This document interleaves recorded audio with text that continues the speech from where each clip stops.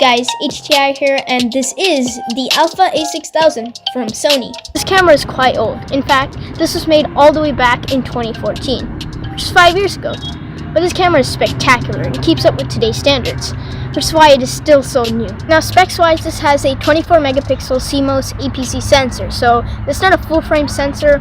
Although this has a really high ISO, with up to 25,600 ISO for video, which is good. In very basic terms, ISO is a camera setting that will brighten or darken a photo. As you increase your ISO number, your photos will become much brighter, but of less quality. For that reason, ISO can help you capture images in much darker environments, helping with night photography, but has to be controlled. This comes with 11 frames per second pictures. Now, video. This is good in many ways, but then really isn't. So you may be wondering, why would I have got this if the video isn't that great? I upload to YouTube, so mainly only video. Now, this has great video for my type of video content, with great lighting and usually in a studio. So the lighting and color adjustment isn't really the best in non-ideal situations like outside. So in the studio it would be good, but other than that, not really good. Now this has 1080p with 60 FPS. Now this is decent, but in no possible scenario can you get this to 120 FPS, even in 720p. Now this doesn't really apply to me, but if you want to do vlogging, it's not really the best camera for that either. Now this comes with some solid autofocus technology. Sony is known for being the best in the business at autofocus. Although this does not have the latest AI and smart camera autofocus, for the purposes I use this for, it's more than enough. Speaking of that, the flash, a really underrated part of this camera, is amazing, and it really helps me take vivid night photos. This flash is amazing, and while I was using the flash, I found out a really cool feature. I just came back from recording night shots, or taking some night shots, and I just discovered this new mode. So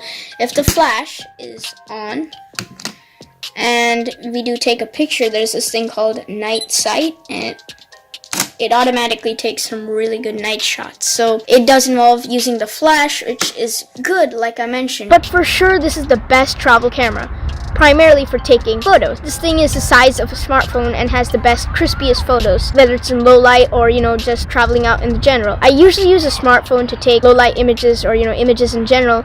This has become my new go-to, which says a lot about this. So the stabilization on this isn't exactly the best, whether it's for images or video in general. Images you have to hold is really steady. Once you hold it steady, the pictures are good, but video is not exactly the best. Like I said, the vlogging isn't ideal in this camera, especially because of the stabilization. Stabilization is the worst. Now for probably the most controversial part of this camera, the design. Now for me, I like this design the best because it's easy to take out of your pocket. But one thing about Sony cameras is that they're very durable. Now the button layout is easy to use. Now one weak point for the A6000 is battery life. Now this comes with replaceable 1020 mAh battery. When I first used this in the studio, it worked fine, but when I'm right here, it didn't really work out the best. It lasted around 40 to 45 minutes at max 1 hour. So you might want to carry around some extra batteries, which cost around 15 bucks. Now something that surprised me was the mic, or the lack of external mic input. Now don't get me wrong, the interchangeable lenses are really cool, and mine comes with two lenses, one with an f3.5 to f5.6, the other with an f4.5 to 6.5. But I was waiting to get my hands on a Rode Shotgun mic,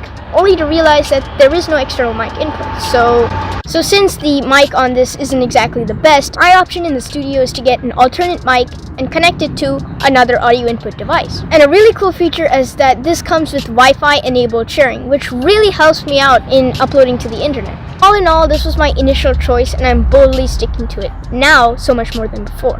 So this is a great camera for travel photography and has good video recording in studio environments. You can't really vlog with this, but that's not really what you're getting this camera for. So overall, this is a solid 8 out of 10, and that's based strictly, and I say strictly, off of my use for this camera.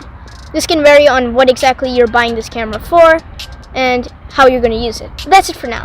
Atti checking out. I'll catch you in the next one.